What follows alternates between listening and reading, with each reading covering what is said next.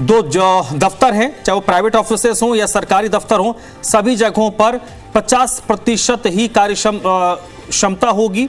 बाकी work from home से काम करना होगा। ग्रेड 4 की पाबंदियां दिल्ली एनसीआर में लागू हो गई हैं। और चलिए सीधा रुख कर लेते हैं। इस वक्त मेरे साथ मेरे सहयोगी शरद भारद्वाज जुड़ रहे हैं इसी पर ज्यादा जानकारी के साथ। शरद, दिल्ली इस वक्त स्मॉग की चादर में लिपटी हुई नजर आ रही है। लोग देख सकते हैं कि उनके चारों तरफ धुंध है, लेकिन वो फॉग नहीं है, वो स्मॉग है। कैसे परेशानी हो रही है लोगों को? जी देखिए, अगर बात करें तो आज सुबह से ही जो है जो प्रदूषण है वो 400 से अधिक जा रहा था, 450 तक जा रहा था, और जैसे ही शाम होती चली गई तो 460 भी पार कर गया। ऐसे में जो है दिल्ली सरकार चेती है और एक आदेश निकाल देती है कि जो बच्चे हैं वो पहली क्लास से 9th क्लास तक जो है होमवर्क करेंगे, यानी कि ऑनलाइन उनकी पढ़ाई की जाएगी। ऐसे में एक आदेश और जारी कर दिया गया, जहां 100 स्टाफ अगर रहता है तो 50% जो है वो होमवर्क पर कार्य करेंगे। यानी कि सरकार प्रदूषण को लेकर कितनी गहरी चिंता कर रही है, इसको लेकर अंदाजा लगा सकते हैं कि ग्राफ 4 लगा दिया गया है। हमारे साथ में दिल्ली के लोग जुड़े हैं, उनसे जानते हैं। जी क्या कहेंगे सर, बच्चों को लेकर जो है पहली क्लास से 9वीं क्लास तक जो है वो कहते हैं होमवर्क होगा। बड़ा ही अच्छा डिसीजन है। दिल्ली का जो पोल्यूशन का लेवल है वो हाई हो गया है। इससे बच्चों को हेल्थ की प्रॉब्लम तो है ही और बड़े बुजुर्ग लोग भी इफेक्ट कर रहे हैं इससे। और गवर्नमेंट का डिसीजन बड़ा अच्छा है। हम सबको भी इसमें सहयोग करना चाहिए, कार पूलिंग करनी चाहिए, पोल्यूशन ना हो, ओपनली कोई कूड़ा कचरा जो है वो ना जलाए। और दिल्ली हम सबकी दिल्ली है, अगर हेल्थी दिल्ली रखनी है तो सबको इसमें सहयोग करना पड़ेगा। घर के बाद पानी का छिड़काव करें।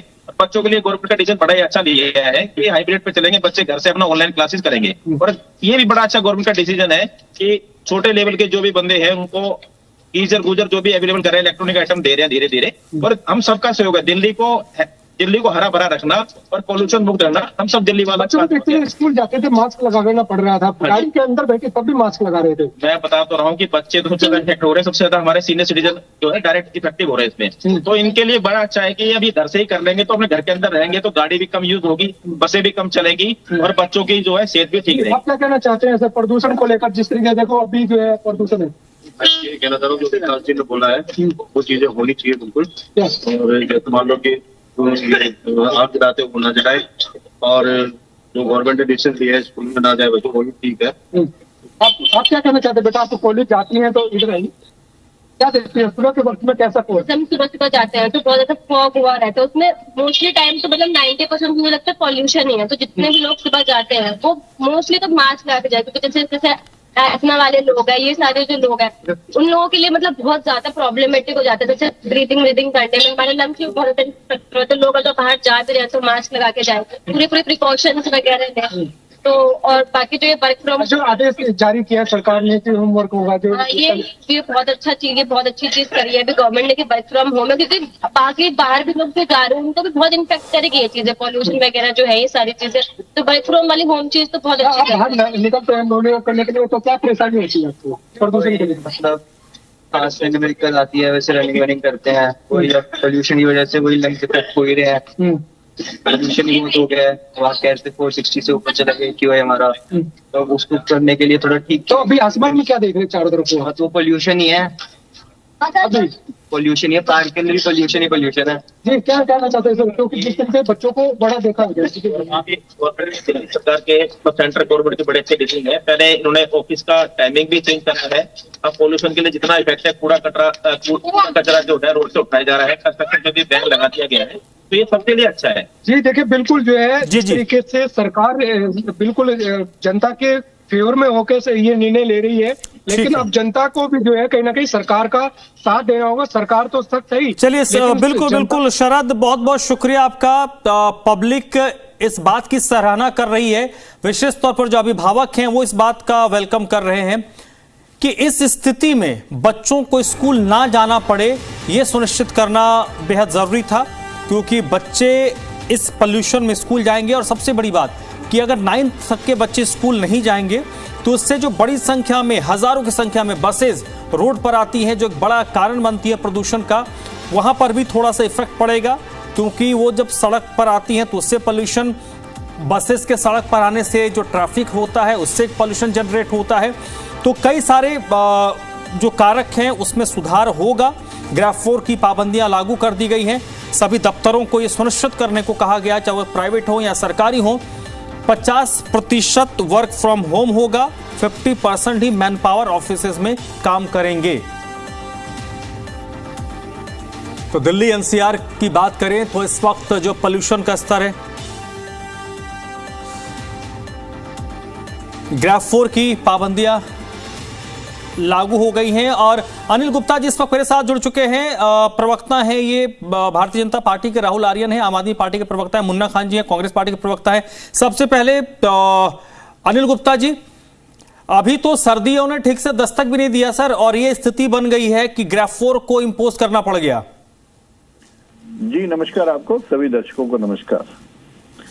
देखिए, दिल्ली में एक संस्था है जिसको CAQM बोलते हैं, commission for air quality management. Grief 1 लगे, 2 लगे, 3 लगे, 4 लगे, ये संस्था निर्धारण करती है और उसको सभी सरकारों को उसको मानना पड़ता है। आज सुबह ग्रेफ 3 लगा और अभी शाम को ग्रेफ 4 लगा है। उनका एक स्टैंडर्ड सिस्टम है, जब AQI 400 से ऊपर जाता है तो ग्रेफ 4 की कंडीशंस लगाते हैं, जिसमें BS4 डीजल व्हीकल्स की एंट्री को रेस्ट्रिक्ट करना, कंस्ट्रक्शंस को रेस्ट्रिक्ट करना, वर्क फ्रॉम होम और बाकी सारी चीजें हैं जी। सेफ सबके लिए है। साथ में उन्होंने रीजन भी बताया कि वेदर कंडीशन इस तरीके से है। अगर आप उनका डिटेल ऑर्डर पढ़ो कि प्राकृतिक कंडीशन ऐसी है कि हवा नहीं चल रही है और मॉइस्चर है, और उस वजह से पर्टिकुलर मैटर का इजाफा हुआ है, एक बड़ा है, वो ग्रेफ 4 लगा रहे हैं। हम उनका स्वागत करते, जो भी उनका आदेश है वो उसका पालन किया जाएगा। और दिल्ली के लोगों की सेहत प्राइम इम्पोर्टेंट है, पर ज्योग्राफिकल कंडीशन इस तरीके से बनी है जो उन्होंने मेंशन किया है, और ग्रेफ 4 लगाया, उसकी कंडीशन को संभालेंगे। और सरकार अपना काम कर रही है जिससे कि चीजें बेहतर हो। और अगर आप देखें पिछले साल के मुकाबले तो इस साल स्थिति थोड़ी सी बेहतर है, बहुत अच्छी तो नहीं है, पर अगर आप देखें, डाटा देखें, पिछली बार अगर हम दिसंबर की बात करें तो ऑलमोस्ट एवरी डे 450 से ऊपर ही हमारा रहा। आज 400 से एक सुबह था और अभी कुछ 430 से 32 की कुछ जानकारी मुझे मिली है। तो CAQM काम कर रहे हैं, जो भी दिल्ली के लोगों की सेहत। चलिए ठीक है राहुल जी, देखिए मूल प्रश्न तो यही है ना कि अभी तो सर्दियों की दस्तक भी नहीं हुई है और ये स्थिति बन गई कि ग्रेफ 4 को इंपोज करना पड़ गया। जब तापमान 10 डिग्री 5 डिग्री तक लुढ़केगा तब तो स्थिति और भी बुरी हो सकती है। धर्मराज जी नमस्कार, सभी तमाम दर्शकों को नमस्कार। देखिए, दिल्ली के अंदर हेल्थ इमरजेंसी है, आप माने या ना माने। दिल्ली के अंदर आज मैं एग्जामिनेशन कंडक्ट करवा के आ रहा था, बच्चे एग्जामिनेशन देने आने से बचना चाह रहे हैं, बहुत बुरा हालत है, हेल्थ इमरजेंसी है। अगर आप डेटा खेलना चाहते हैं तो इससे बुरी स्थिति और नहीं हो सकती है। मैं तमाम राजनीतिक बातों को छोड़ के ये बात करना चाह रहा हूँ कि आपके पास प्रदूषण को लेकर बहुत क्लियर चीज है कि धूल और धुआं पॉल्यूशन के दो बड़े स्रोत हैं, बहुत क्लियर है, इसमें कोई रॉकेट साइंस की जरूरत नहीं है। और ऐसा नहीं है कि सिर्फ दिल्ली NCR में है या सिर्फ भारत में, दुनिया के कई देशों ने इसके मामले में पहले भी काम किया, बड़ी अच्छी सफलता पाई है। मैं पिछले 10 सालों से, मतलब जब से सक्रिय और जागरूक हुआ हूं, मैं ये कहीं किसी सरकार को इस विषय में सक्रियता से एक बड़े लेवल पे, एक युद्ध स्तर पे कि हमें धूल और धुआं को नियंत्रित करना है, उसका विकल्प पैदा करना है, उससे और धूल और धुआं के सोर्स को खत्म करके उसके पैरेलल कोई नए सोर्स पैदा करने हैं, ये मैंने कहीं भारत में इस चीज की गंभीरता को नहीं महसूस किया। आज भारत में आप EV पुश कर रहे हैं, इलेक्ट्रिक व्हीकल पुश करना चाह रहे हैं, आप उतनी तेजी से, जितनी तेजी से आप डिमांड को जनरेट करना चाहते हैं, क्या उतनी तेजी से सप्लाई आप दे पा रहे हैं? क्या आज दिल्ली में ही जो हमारी दुनिया की चौथी बड़ी अर्थव्यवस्था है, क्या चारों तरफ आपको चार्जिंग स्टेशन दिख रहे हैं? अगर चार्जिंग स्टेशन होते तो लोग खुद EV की तरफ पुश कर जाते, लेकिन नहीं। क्या सार्वजनिक जो परिवहन है, सार्वजनिक परिवहन को आप इस लायक बना पा रहे हैं कि एक प्रोफेशनल आदमी, एक जो वर्किंग प्रोफेशनल है, वो आराम से उसमें जा सके? नहीं, बस के अंदर चैन मारी है, झपट मारी है, महिलाएं सुरक्षित नहीं है, जो मार्शल्स लगाए गए थे आप उनको हटा देंगे, हर चीज में आपको राजनीति करनी है। पिछले 11 सालों से आपने दिल्ली को सिर्फ इस बात के लिए ठप करके रखा कि क्यों दिल्ली में आपके पसंद की सरकार नहीं थी। क्या है, प्रधानमंत्री देश के अभिभावक होने के नाते तमाम उत्तर भारत के राज्यों के मुख्यमंत्री, पर्यावरण मंत्री, चीफ सेक्रेटरी की बैठक नहीं बुला सकते थे? क्या ये समस्या भी राजनीति करने की समस्या है? जब जान पे बात आ गई है, जब बात इस कदर पहुंच चुकी है कि हर दिन आदमी 20-25 सिगरेट अपने शरीर के अंदर इनहेल कर रहा है प्रदूषण के रूप में, जब लंग्स कैंसर इतने आम हो चुके हैं, दिल्ली के अस्पताल श्वास की बीमारियों से भरे पड़े हैं, तब भी आपको राजनीति करनी है। चलिए ठीक है राहुल जी ठीक है। मुन्ना खान जी, कल सर बड़ी रैली कर रहे हैं आप लोग, वोट चोर गद्दी छोड़, और उसके पहले देखिए ये माहौल है दिल्ली एनसीआर का। बाहर से जो लोग आएंगे दूसरे प्रदेशों से, जो जिनके यहाँ पर स्थिति बहुत बेहतर है, उत्तराखंड से, हिमाचल से, वो लोग तो परेशान हो जाएंगे सर। दिल्ली के लोग तो हो ही रहे हैं। देखिए धर्मराज जी, मैंने पहले भी कहा था कि प्रदूषण के मामले में ये सरकार गंभीर नहीं है। बार बार प्रदूषण के मामले में आश्वासन दे देना और उस पर कार्रवाई न करना, सरकार जागरूक नहीं हो पा रही है, और इसका खामियाजा कहीं ना कहीं दिल्ली में बसे लोग या बाहर से आए हुए दिल्ली में लोग वो उठा रहे हैं। मैं आज की बात बता दूं कि दम घोटू हवा बाहर चल रही है। अभी मैं किसी काम से बाहर गया था, जैसे ही कार का शीशा डाउन किया, मुझे ये लग रहा था कि अब मेरी दम घुट रही है। मैंने फौरन कार का शीशा ऊपर किया और मैं चलाया। समझता हूँ कि दिल्ली में लगभग 30% लोगों के पास कार है, तो जो कार है वो बच जाएंगे क्या? जो जिसके पास कार नहीं है, जो बाइक से ड्यूटी जाते हैं, एक समय था हम लोग भी मोटरसाइकिल से ड्यूटी जाते थे, तो ये बात बताइए, जो बाइक पे चलने वाले लोग हैं, जो साइकिल पे चलने वाले लोग हैं, जो बैटरी रिक्शा पे चलने वाले लोग हैं, और जो लगभग 14 घंटे रेहड़ी पटरियों पे जो दुकान लगा रहे, उसकी क्या हालत होगी? ये बहुत ही गंभीर विषय है और सरकार को इन मामलों में सशक्त काम करना चाहिए था। जबकि मैं कह रहा हूँ कि जब नवंबर, दिसंबर, जनवरी, ये 3 महीने ऐसे हैं। अभी आप समझिए धर्मराज सर कि ये स्टार्टिंग है ठंड का, अभी तो ठंड आया भी नहीं है, आपने ग्रेड 4 लगा दिया, तो क्या आलम होगा? जब रात है ऐसी मत वाली, तो सुबह का आलम क्या होगा? जब स्टार्टिंग ठंड में ये हाल है, तो दिसंबर और जनवरी और फरवरी में क्या होंगे फिर? तो सवाल ये है कि सरकार सीरियस नहीं है। मैंने पहले भी एग्जाम्पल दिया था, कई ऐसे देश है, विदेशों की बात कर रहा हूँ, जहाँ के शहर बहुत पोल्यूटेड हुआ करते थे, लेकिन आज वहाँ पोल्यूशन लेस शहर है। तो सरकार को गंभीरता से इसमें काम सर उदाहरण बहुत है, लेकिन एक बात अनिल गुप्ता जी, आपको नहीं लगता कि सर आने वाले जो दिन हैं वो सरकार के लिए भी, दिल्ली के लोगों के लिए भी बड़ी चैलेंजिंग रहने वाले हैं? नहीं, इसमें कोई दो राय नहीं है कि जिस तरीके से वायु प्रदूषण है और जिस तरीके से पिछले 27 साल की लेगेसी में अगर इसको राजनीति की बात करें तो चाहे कांग्रेस की सरकार रही हो, चाहे आम आदमी पार्टी की सरकार रही हो, ये बताएं कि इन्होंने ठोस काम किया। और मैं 10 काम आपको ठोस पिछले 10 महीने में बता सकता हूँ जो हमने किया, इसलिए मैं डाटा की बात करता हूँ। और अगर आप सरकारों की बात करें तो आज भी अगर आप देखें, गोवा में AQI 50 के आसपास है। आज भी कई ऐसे प्रदेश हैं जहां पर AQI है, तो देश में ही है, यही पैरामीटर्स हैं। और अगर मुझे याद है कुछ दिन पहले आपके डिबेट में जब मैं था, तो यही लोग कह रहे थे कि ग्रैब 3 क्यों नहीं लगा रहे, ग्रैब 3 क्यों नहीं लगा रहे, और अब ग्रैब 4 भी हो गया। ये तो इमरजेंसी एक तरह से प्रावधान है जो जुडिशियल अथॉरिटी लगाती है, जिससे कि लोगों का सेहत का थोड़ा ध्यान रखे, और जो पॉल्यूशन के सोर्स हो सकते हैं, जैसे डीजल, जैसे बसेस हैं BS4 वाहन की, उसके लिए है, वर्क फ्रॉम होम की बात हो रही है, या स्कूल्स का बात हो रही है। इससे 2 तरह का है, प्रिवेंटिव। लेकिन अनिल जी एक बात बताइए सर एक बात बताइए, जैसे ये जो CAQM का आदेश है तो पूरे NCR के लिए है। जी। जबकि हम ये देखते हैं कि दिल्ली क्योंकि घिरा हुआ है, और हवा हो, प्रदूषण हो, ये तो सरहद को नहीं जानता कि आपने यमुना पार किया तो आप दिल्ली पहुंच गए, इस साइड आ गए तो आप नोएडा या गाजियाबाद आ गए। प्रश्न ये है सर कि ये तमाम जो पाबंदियां हैं उसको फोर्सफुल्ली कैसे आप ग्राउंड पर उतारेंगे, कैसे उसको इंप्लीमेंट करवाएंगे, ये एक बड़ा चैलेंज रहेगा। नहीं, देखिए चैलेंजेस तो होते ही हैं, राज्य सरकारों को काम है, वो इनको एनफोर्स करेंगे। दिल्ली सरकार का काम है, बाकी सड़कों का काम है, और मीडिया का बड़ा रोल है। जब आप लोग फील्ड में निकलते हैं, दिखाते हैं, तो उसका भी इम्पैक्ट आता है। और जो दिल्ली एनसीआर के लिए जो नियम है जी क्यों बनाता है, वो सभी पे लागू होते हैं और उसको स्ट्रिक्टली फॉलो होता है। और अब तो माननीय सर्वोच्च न्यायालय भी इस चीज को मॉनिटर कर रहे हैं और माननीय एनजीटी भी इस चीज को मॉनिटर कर रहे हैं। तो कुछ तो सरकार पे विश्वास रखना ही पड़ेगा ना। और एक चीज हो रहा है, अगर आप डिफरेंट एरियाज की बात करें तो आज भी सत्यता ये है कि कुछ जगह स्थिति बेहतर है, कुछ जगह आज भी 300 के आसपास है, 300 से कम है।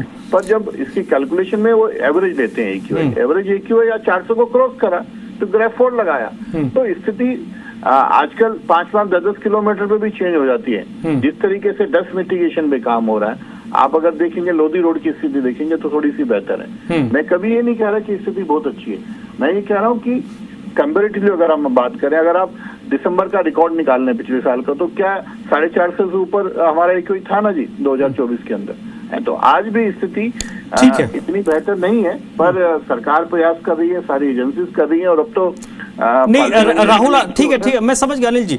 राहुल आर्यन जी, आपको नहीं लगता कि ये जो CAQM का आदेश है, जो पाबंदियां हैं, वो पूरे NCR में, मैं मानता हूं कि दिल्ली सरकार अपने यहां पे करवा देगी, लेकिन जब तक वो फरीदाबाद, गुरुग्राम, सोनीपत, नोएडा, गाजियाबाद इन जगहों पर इंपोज नहीं होगा, तब तक उसका इंपैक्ट नहीं दिखा जाएगा। जैसे स्कूलों को लेकर है, स्कूल वाले मानेंगे इस चीज को कि 9th क्लास तक वो स्कूल बंद करेंगे? क्योंकि कई बार ऐसी स्थिति मैंने खुद ऑब्जर्व किया है, नोएडा, गाजियाबाद में खूब बसेस चलती हैं, स्कूल बंद रहता है फिर भी। देखिए धर्मराज जी, नोएडा, गाजियाबाद, NCR की तो बात है ही, इसके साथ साथ ये लगभग उत्तर भारत तक की, आप यहाँ से चले जाइए कानपुर तक की यही समस्या है। तो इसको और उतना छोड़ दीजिए, नोएडा गाजियाबाद लागू करेगा कि नहीं। बगल में शाम के 7-8 साढ़े 8 पे मैं बता रहा हूँ, JCB से खुदाई हो रही थी, सीवर का काम चल रहा था। ये बगल की मैं बात बता रहा हूँ। तो दिल्ली के अंदर ही जो इतने एजेंसियों के बीच सहयोग और समन्वय का अभाव है, दिल्ली की जो हालात आज बना दी गई है, तो दिल्ली के अंदर ही लागू करना बहुत मुश्किल हो रहा है। तो इन एजेंसियों को अब एक नागरिक के रूप में हमारी जरूरत है कि हम इनको सहयोग करें। जितना भी जरूरत बनता है, हम घर से बाहर न जाने के लिए जितना संभव उतना प्रयास करें, जितना हो सकता है अपने पर्सनल व्हीकल को छोड़े। वो तो व्यक्तिगत रूप से हम कह रहे हैं। लॉ इन्फोर्समेंट एजेंसियां भी असफल हैं, क्योंकि इन सारी एजेंसियों को पॉलिटिसाइज किया गया है, जिसके कारण आप देखिए आज DDA की सड़कें भी, कल के इंडियन एक्सप्रेस की रिपोर्ट थी, DDA की सड़कें सबसे ज्यादा खराब, सबसे ज्यादा डस्ट से युक्त है। तो इन एजेंसियों के बीच में जो कॉपरेशन का अभाव है, वो एक बड़ी समस्या है। अब देखिए, यही सवाल है कि हम कह रहे हैं कि इस पे आप पूरे नॉर्थ भारत, पूरे उत्तर भारत के राज्यों की एक पूरा कॉम्प्रिहेंसिव प्लान बनाने के लिए बैठक कीजिए, लेकिन भारतीय जनता पार्टी के आगे नहीं, पिछले साल भी खराब था, उसके पहले भी खराब था, उसके पहले भी खराब था। तो ये समस्या को इतिहास में ले जाकर आप भविष्य को ही खराब करने का काम करें, उससे कुछ भी नहीं होना जाना है। हम तो बार बार कह रहे थे जब सरकार में थे तब भी कि ये दिल्ली के बस की बात नहीं, हवाएं बॉर्डर देखकर नहीं आती कि नरेगा के बाद दिल्ली शुरू हो गई तो यहाँ से कार्यक्रम शुरू हो जाएगा, ऐसा नहीं होता है। ठीक है, नहीं राहुल जी एक मिनट, मुन्ना खान साहब एक बात बताइए, जैसे एक पाबंदी इसमें यह है कि तमाम सरकारी और प्राइवेट जो दफ्तर हैं वो 50% ही दफ्तर में लोगों को लाएंगे, बाकी वक्त वो वर्क फ्रॉम होम करेंगे। मेरा प्रश्न ये है कि सरकारी कैसे सुनिश्चित करेगी? क्या सरकार के पास, अब CAQM एक संस्था है, उन्होंने आदेश जारी कर दिया, अब कैसे पता चलेगा कि किस दफ्तर में कितने लोग काम कर रहे हैं, 50% वो वर्क फ्रॉम होम कर रहा है या नहीं कर रहा? वो तो उसकी नैतिक बात है ना, वो पॉल्यूशन को समस्या मानेगा तब वो सरकार को इम्पोज करेगा। आपको नहीं लगता कि ऐसे 2-4-10 कंपनियां हैं, उन पर जब तक दबिश नहीं दी जाए, एजेंसियां उन पर कार्रवाई ना करे, एक्शन ना करे, तब तक दूसरी कंपनियां नहीं मानेंगी? कि मुझे नहीं लगता कि इस चीज को आप मनवा पाएंगे इतनी जल्दी, जब तक एक्शन नहीं दिखेगा। बहुत ही बेहतरीन सवाल है आपका, और इन सवालों के पीछे कई राज छिपे हैं। आपने बहुत बेहतर सवाल किया है। देखिए, आपने बिल्कुल सही कहा कि सरकार में कहीं न कहीं गड़बड़ झाला है। सरकार के पास न कोई डायरेक्शन है, न कोई नीति है, न कोई नियत है। आपने सही कहा, इसे कोई पता नहीं लग सकता। सबसे पहला काम था, अगर आपको प्रदूषण रोकना था तो धड़ल्ले से जो दिल्ली के अंदर जो कंस्ट्रक्शन है उस पर कार्रवाई करने की जरूरत थी, और जो रोडों पे एक्सपायर गाड़ियां चल रही है, जो धुएं, जो पोल्यूशन फैला रहे हैं, उस पर कार्रवाई करनी थी। और लाल बत्ती पे जो जाम घंटों के लग रहे। मेरा घर से फ्लाईओवर के जस्ट पास में, ये तो मैं ये नजारा देखता रहता हूँ। नेशनल हाईवे पे घंटों घंटों के जाम लगे रहते हैं। उसके पॉल्यूशन कहाँ जाएंगे, कंस्ट्रक्शन के पॉल्यूशन कहाँ जाएंगे। वो फैक्ट्रियां जिसे बंद होनी चाहिए थी, वो फैक्ट्रियां खुलेआम चल रही है, उस पर कार्रवाई कब होगी? जब तक वो जाएंगे नहीं तब तक ये पॉल्यूशन कम होगा कैसे? तो कई ऐसी समस्याएं हैं जो सरकार को देखने चाहिए। एक आप 50% ऑफिस में स्टाफ को कम कर देने से आप ये समझ रहे हो कि हमने राहत की सांस ले ली, ये कटु सत्य नहीं है। और सच्चाई यही है कि किसी के काम को रोके बगैर आप दिल्ली में ऐसा काम करें जो प्रदूषण को रोक दे। ये बार बार हर साल ये समस्याएं दिल्ली वासियों को सामना करना पड़ रहा है, तो सरकार ने क्या कदम उठाया? जब भी चुनाव के दौरान चुनाव आता है तो सबसे पहला मुद्दा प्रदूषण बनता है। चलिए सर, देखिए अब उस समस्या को तो हम सभी लोग फेस कर ही रहे हैं। मुझे लगता है अब सब कुछ भगवान के ऊपर ही है, क्योंकि अभी जब तक स्थिति तभी बेहतर हो सकती है जब इंद्रदेव थोड़ा मेहरबान हो जाए, जिसकी आशंका भी थोड़ी कमी लग रही है। बहुत बहुत शुक्रिया अनिल गुप्ता जी आपका, राहुल आर्यन जी, मुन्ना खान साहब, बहुत बहुत शुक्रिया आपका। तो फिलहाल प्रदूषण दिल्ली एनसीआर में लोग महसूस कर पा रहे हैं, देख पा रहे हैं, और मोटे तौर पर अगर हम कहें